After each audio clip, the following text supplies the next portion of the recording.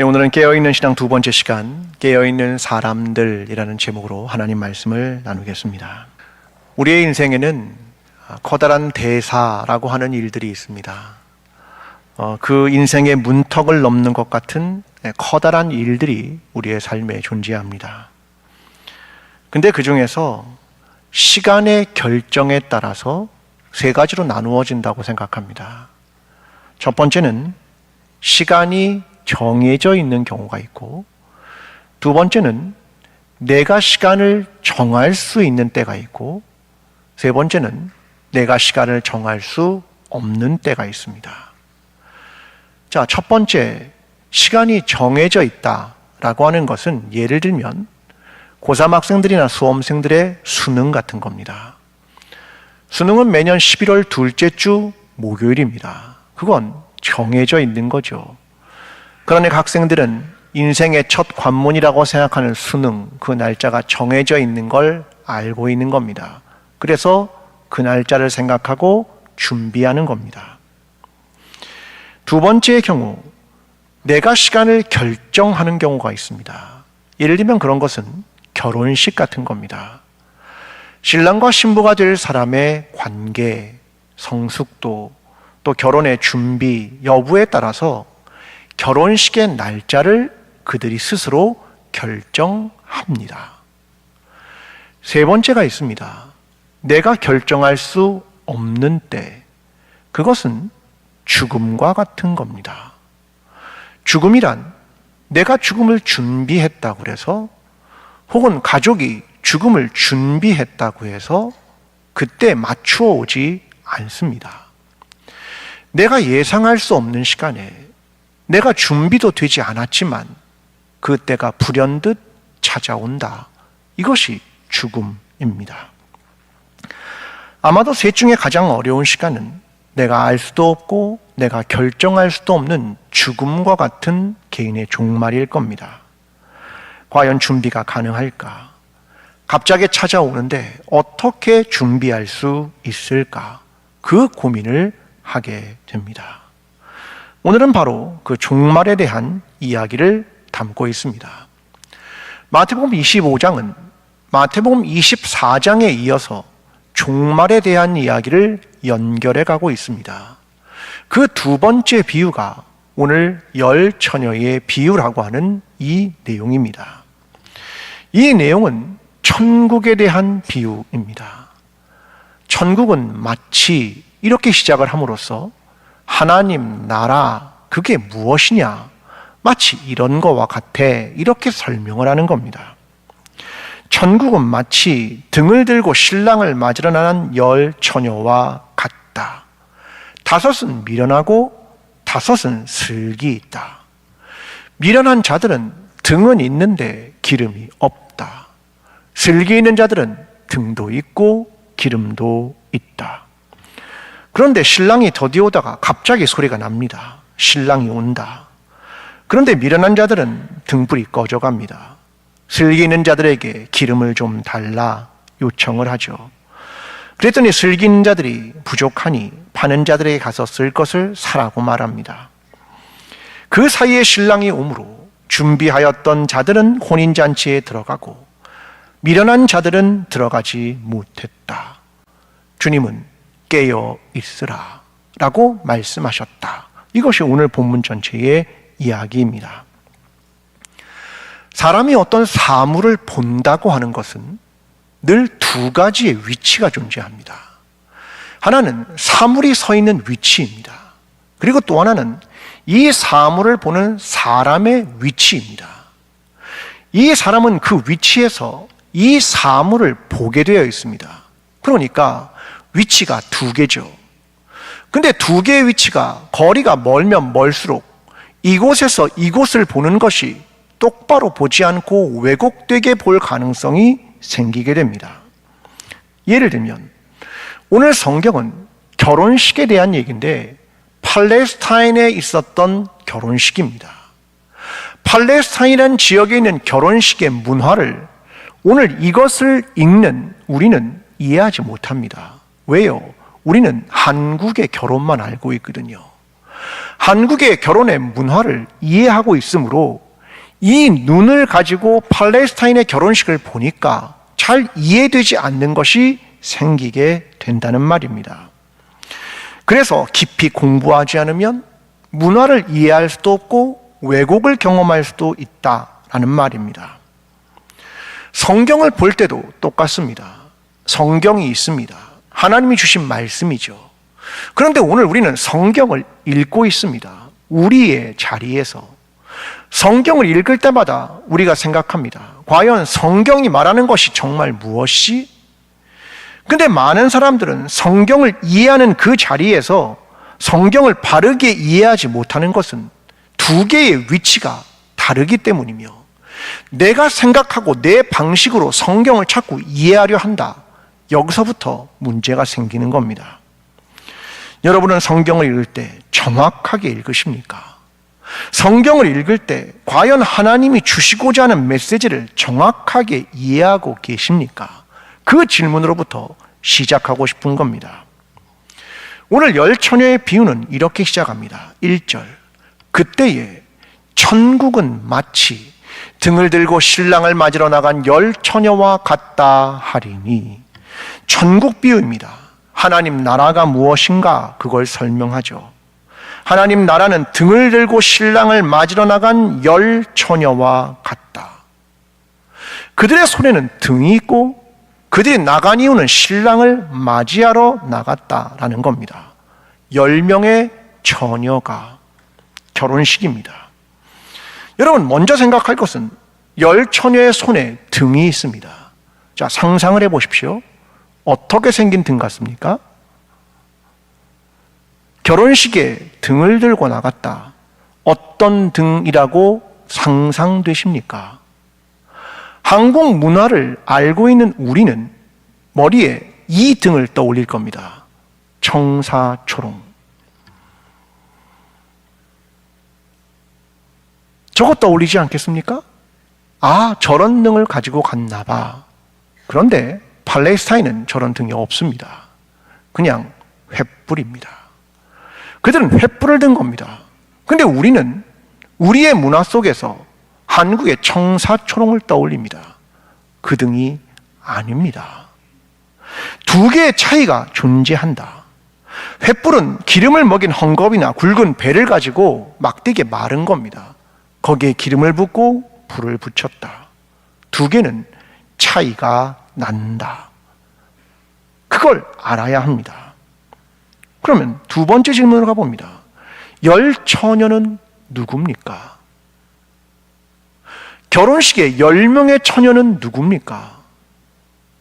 성경은 여기서 처녀라는 이 이야기를 통하여 이 단어 속에 마치 아무런 의식 없이 받아들이면 열 처녀가 신부인가? 라고 착각할 수 있습니다.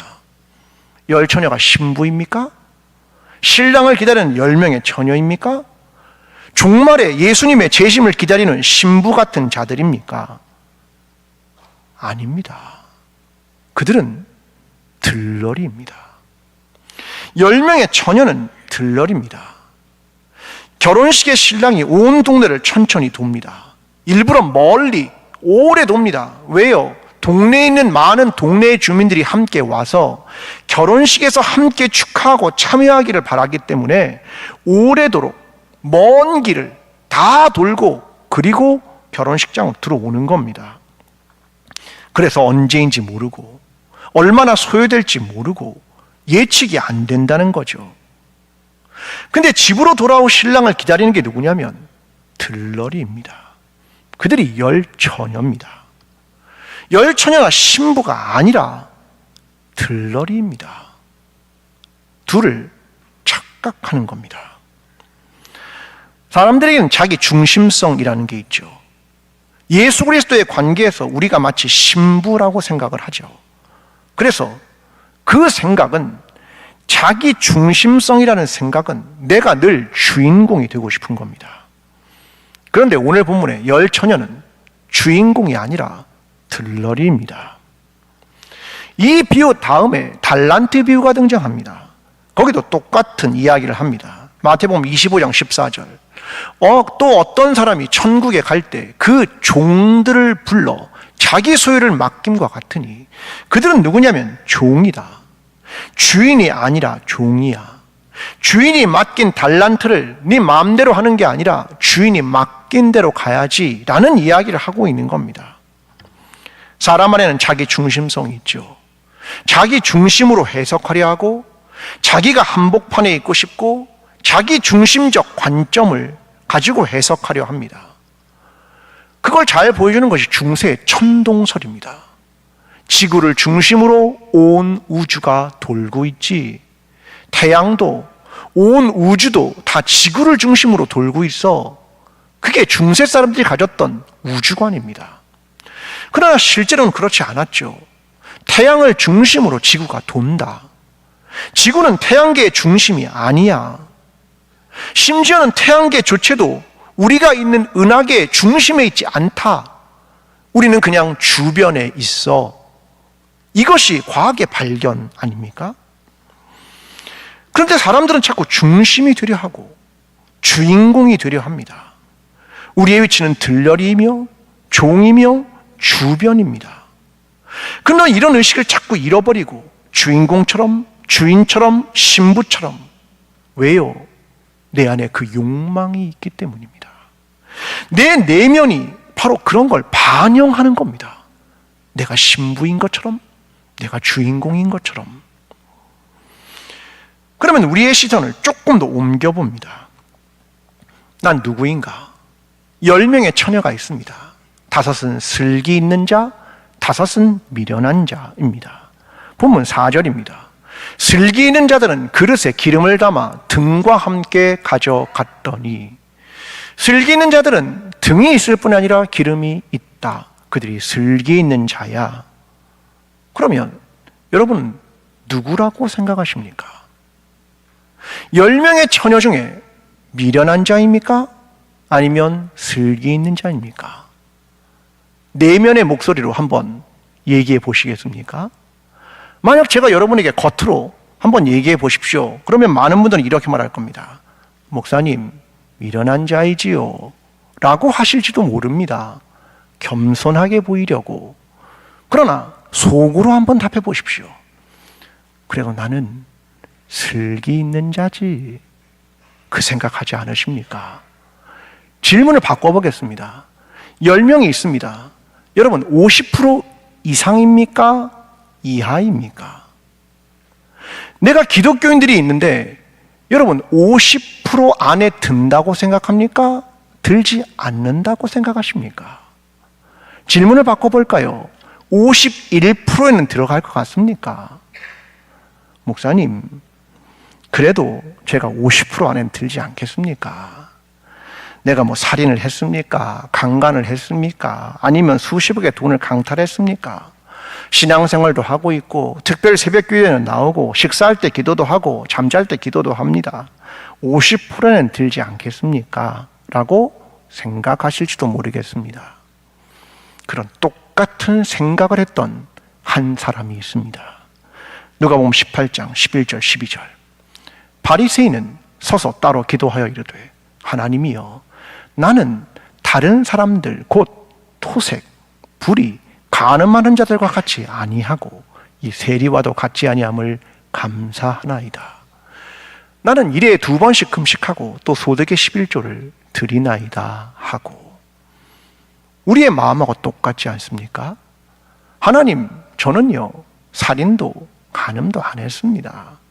난 11조도 드리고 나는 일주일에 2번씩 그렇게 금식도 합니다.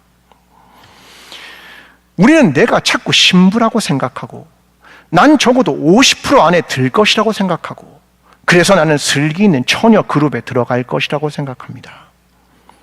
우리는 종이고 들러리입니다. 여러분, 자기 인식에 도달하지 않으면, 이러한 인식에 도달하지 않으면 가능성이 없는 겁니다. 누가복음 18장 14절 이렇게 말합니다. 이 저 바리새인이 아니고 이 사람이 의롭다 하심을 받고 그의 집으로 내려갔느니라. 하나님이 바리새인이 아니라 이 사람 세리가 의롭다 하심을 받았다. 그리고 집으로 돌아갔다. 우리에게 필요한 건 올바른 자기 인식입니다.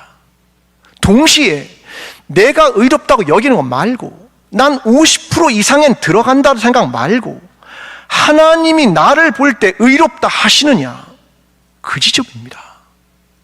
자기의 중심성, 자기의 의, 이걸 난 내려놓고 하나님께서 나를 어떻게 보시는가, 그것이 여기의 핵심이다. 그 얘기를 하고 있는 겁니다. 오늘 저와 여러분의 신앙이 올바른 자기의 인식과 하나님께서 우리를 어떻게 보실까, 거기에 대한 마음을 가지고 우리의 자기 중심성과 자기의 의를 내려놓고 하나님 앞으로 나아가는 저와 여러분의 신앙이 되기를 간절히 기도합니다. 여러분, 그렇다면 미련하다와 슬기 있다, 이 두 가지는 어떤 의미가 있는가, 그걸 살펴봐야 합니다. 2절, 그중 5은 미련하고 5은 슬기 있는 자라. 열 처녀를 두 그룹으로 나눕니다. 미련하고 슬기 있다. 3절과 4절, 미련한 자들은 등을 가지되 기름을 가지지 아니하고 슬기 있는 자들은 그릇에 기름을 담아 등과 함께 가져갔더니, 여기서 미련한, 이 말은 모로스라는 말입니다. 마태복음에서 많이 사용되는 용어죠. 반대로 슬기 있는, 이 말은 지혜 있다, 그런 말이죠. 마태복음 24장 45절에 이렇게 이야기합니다. 충성되고 지혜 있는 종이 되어, 지혜 있다, 주인에게 그 집 사람들을 맡아 때를 따라 양식을 나눠줄 자가 누구냐. 지난주에 우리가 나눴던 말씀이죠. 그 지혜 있다는 게 뭐냐?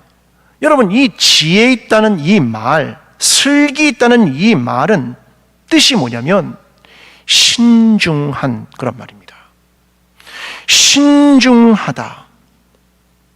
종말이 찾아올 때 하나님 나라에 대한 신앙을 갖는 사람들의 필요한 그 인간형을 성경은 프로니모스라고 말합니다. 프로니모스란 어떤 사람이 종말과 하나님 나라를 살아가는 사람이냐면 신중한 사람, 그런 말입니다. 그러면 두 그룹은 어떤 차이가 있을까? 한 그룹, 등이 있는데 기름이 없다.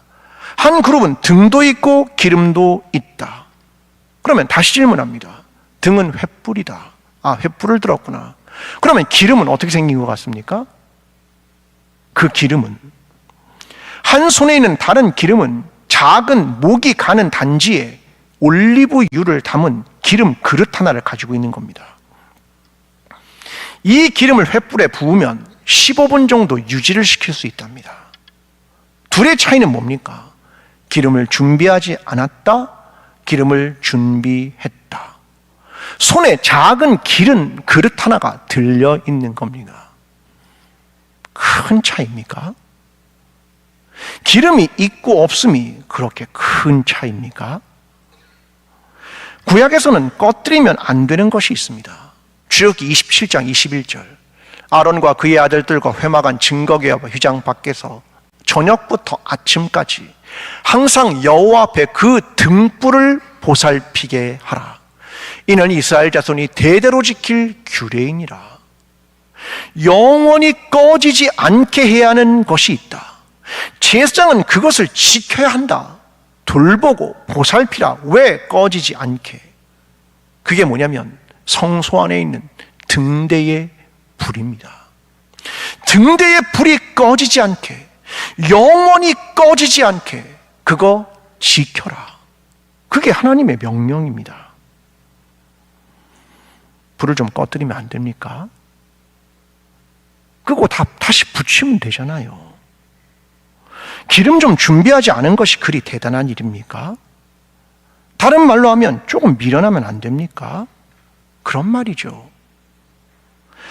미련하다는 이 말이 어떤 말인지를 성경을 통해 정확히 알아야 합니다.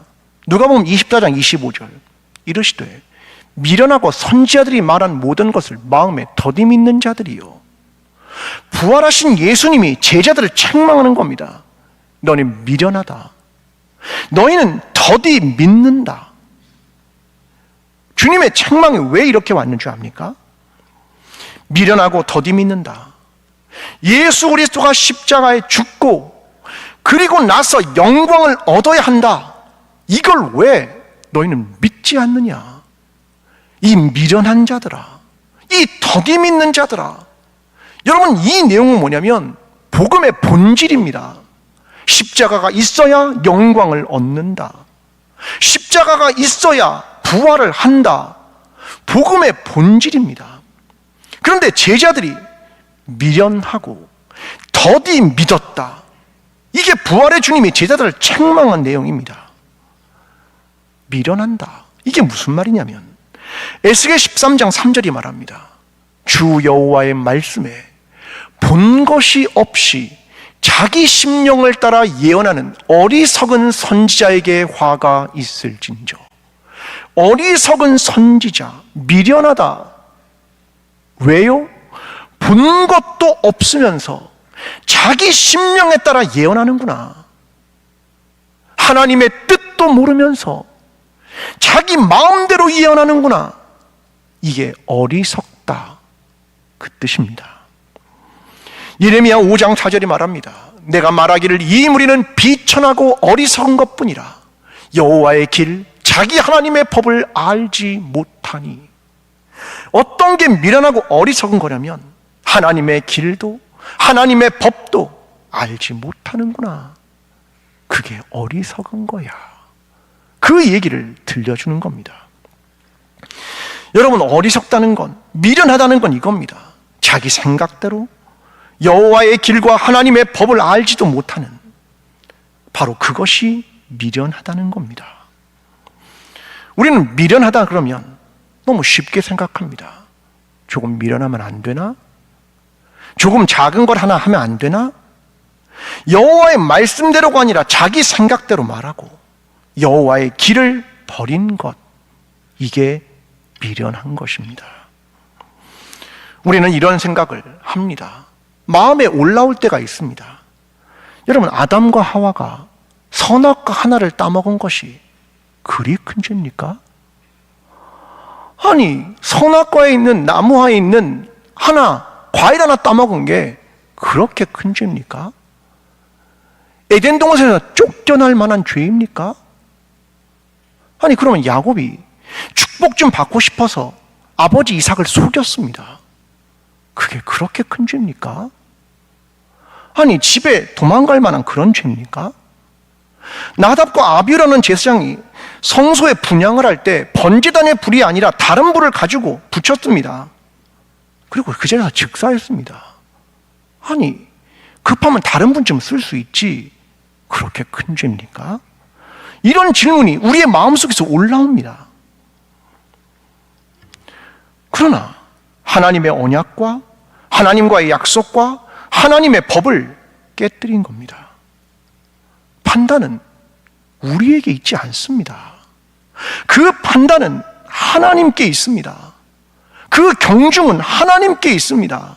그래서 두려운 겁니다. 하마구치 유스케의 악은 존재하지 않는다라는 영화가 있습니다. 이 영화는 한 기업이, 회사가 글램핑장을 세우려고 한 시골 마을에 들어갑니다. 지역 개발을 추진하려는 사람과 환경을 지키려는 지역 주민들 사이에 일이 벌어지는 겁니다. 이 회사가 공청회를 엽니다. 그리고 한 사람이 손을 들고 질문을 합니다. 정화조의 정화 능력은 어느 정도입니까? 그랬더니 회사에 한 사람이 답을 합니다. 50인의 생활용수를 90% 정화합니다. 마을 사람이 답합니다. 그럼 매일 5인분의 오수가 고스란히 우물로 가네요. 회사 사람이 말합니다. 5인분의 오수가 나와도 허용 기준 이내가 아닐까요? 그 정도의 오염수는 도시보다 훨씬 깨끗해요. 겨우 5인분입니다. 또 한 사람이 질문합니다. 사슴이 다니는 통행로를 글램핑장이 가로막게 되는데 그럼 어떻게 되나요? 회사 사람이 말합니다. 사슴은 어디론가 가지 않을까요? 겨우 사슴. 겨우 5인분. 그 말입니다. 사람들의 무관심, 작은 것에 대한 감수성 없음, 글램핑장을 건설하는 자들의 자기 이익. 회사가 그렇게 나쁩니까? 글램핑장을 건설하는 자기 이익. 그들이 뭐 지역사회를 통째로 망치려고 하는 겁니까? 가정과 마을을 파괴하는 겁니까? 아닙니다. 이 영화가 말하는 것은 작은 것 하나가 깨지는 것에 대한 너의 무관심과 너의 무감각과 거기에 자기의 이익, 그것으로부터 시작되는 것이다. 그걸 보여주는 겁니다. 엘리 제사장 시대에 모든 것이 어둡고 캄캄합니다. 역사에 하나님의 영광 자체가 나타나지 않고 사라져버린 시대입니다. 그런데 그때 딱 한 구절이 눈에 띕니다. 사무엘상 3장 3절. 하나님의 등불은 아직 꺼지지 아니하였으며, 그 영원히 지키라고 말한 성소 안의 여호와의 등불은 아직 꺼지지 않았다. 그걸 말하는 겁니다. 이게 슬기다. 로마서도 말합니다. 16장 19절. 너희가 선한데 지혜롭고 악한데 미련하기를 원하노라. 우리의 삶에서 작은 것 하나에 무감각하고 무관심하고 아무것도 아닌 것처럼 생각하고 하나님의 뜻과 하나님의 길이 무엇인지 신중하게 생각하지 않고 복음이 갖는 십자가와 부활의 의미가 무엇인지를 이해하지 못하며 살아간다면 우리는 잠들어 있는 거 아니겠습니까? 하나님이 원하시는 깨어있는 신앙, 그것이 무엇인가? 그것을 깊이 생각하고 작은 것 하나에 관심을, 우리의 죄의 작은 것 하나의 감각을, 그리고 하나님의 뜻과 하나님의 길의 신중함을, 복음의 의미를 깊이 있게 이해하며 살아가는 깨어있는 신앙을 갖게 되는 저와 여러분이 되기를 간절히 기도합니다. 드디어 언제 올지도 모를 신랑이 옵니다. 다 졸았죠. 보라 신랑이로다, 맞으러 나오라. 다 일어났습니다. 등을 준비합니다. 그리고 8절. 미련한 자들이 슬기는 자들에게 이르되 우리 등불이 꺼져가니 너희 기름을 좀 나눠달라 하거늘. 미련한 자들은 등불이 꺼져가니까 기름을 좀 나눠달라고 요청합니다. 9절. 슬기 있는 자들이 대답하여 이르되 우리와 너희가 쓰기에 다 부족할까 하노니 차라리 파는 자들에게 가서 너희 쓸 것을 사라 하니. 슬기 있는 자들은 요청을 거절합니다. 다 같이 쓰기 부족하다. 그러니까 구입해라. 그 얘기죠. 근데 여러분, 이 본문을 읽으면 여러분 마음에 어떤 생각이 올라오십니까? 슬기 있는 처녀들이 매몰차게 느껴지지 않습니까? 좀 나눠주지. 왜 그들은 긍휼을 베푸지 않지? 그래도 너무 이기적인 거 아니야? 나쁘게 느껴지는 거 아닙니까? 여러분, 우리의 마음이 이상합니다. 이걸 읽는 순간 그런 마음이 올라옵니다. 너무 매몰차네.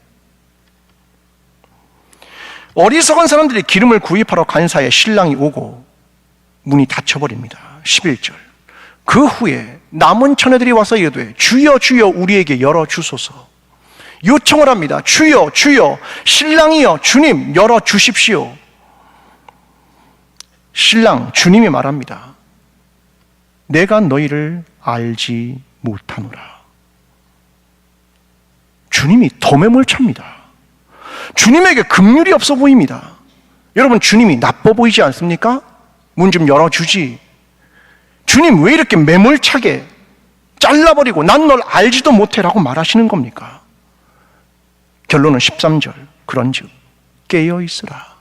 너희는 그날과 그때를 알지 못하느니라. 우리의 마음은 이상합니다.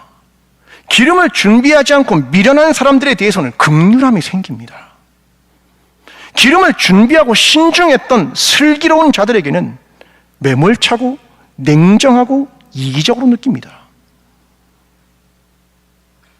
다시 봐야 됩니다. 누구의 문제입니까? 슬기로운 자의 매몰참입니까? 아니면 신랑이 올 것을 알면서도 자기 방식과 자기 생각으로 불이 꺼져갈 걸 알면서도 준비하지 않은 자의 문제입니까?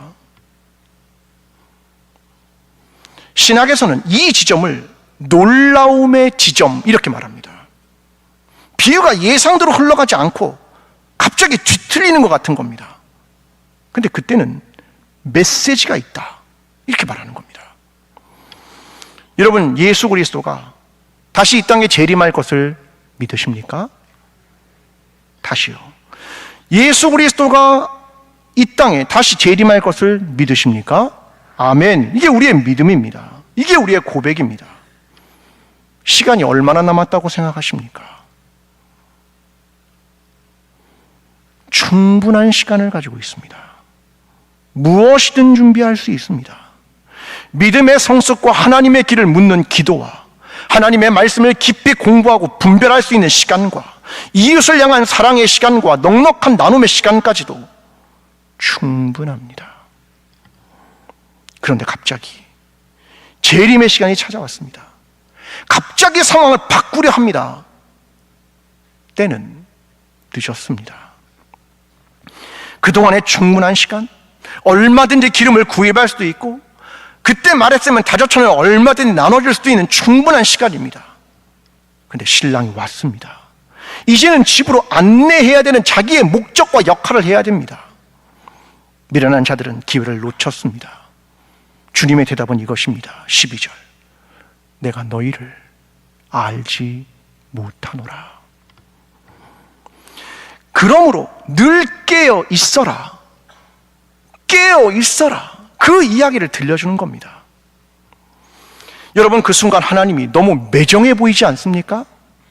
사랑의 하나님이 문을 닫고 열지 않습니다. 은혜의 하나님이 내가 너를 알지 못한다 말씀하십니다. 이상하게 느껴집니다. 왜 그러냐면 우리의 신앙이 자기중심적이어서 그렇습니다. 하나님이 다 용서하고 다 받아주고 다 구원할 거라고 생각합니다. 사실 내 생각입니다. 하나님의 온정주의를 생각합니다. 나의 모든 죄를 거뜬히 기꺼이 해결해 주신다. 모세의 살인도 다윗의 강간도 다 용서해 주시지. 그래서 기회가 주어져도 시간이 있어도 단순하고 순진하게 생각하는 겁니다. 믿음을 빌릴 수 있습니까? 제자도를 빌릴 수 있습니까? 그렇게 오랜 시간 동안 신앙에 성숙했는가 하나님은 우리에게 물으실 겁니다. 그 많은 시간 동안 너는 하나님의 말씀을 알기 위해, 그의 뜻을 알기 위해 깊이 공부했느냐? 그 거룩한 삶을 살기 위해 그렇게 그 시간들을 사용했느냐? 도대체 어떤 준비를 했느냐? 물으실 겁니다. 하나님 나라에서는 우리의 부적절한 행동 때문에 생긴 문제를 해결할 수 있는 방법이 다른 사람에게 요구하는 게 아닙니다. 주님은 하나님 나라를 살아가기 위해 준비해야 한다고 말씀하시는 겁니다. 모든 이에게 열린 문이지만 비유가 끝날 즈음 그 문은 닫히게 될 겁니다. 깨어 있다는 것은 종말이 온다는 사실을 알고 오늘의 시간을 신중하게 살아가는 겁니다. 우리에게 주신 빛을 잃어버리지 않기 위해 기름을 준비하는 겁니다. 그렇게 우리에게 주어진 시간을 깨어있는 그리스도인, 주의 오심을 두려움으로 기다리며 오늘 우리에게 주신 이 시간들을 신중하게 하나님의 길과 뜻을 분별하며 하나님의 말씀대로 오늘을 살아가는 신중한 그날을 기다리는 저와 여러분의 신앙이 되기를 간절히 축원합니다.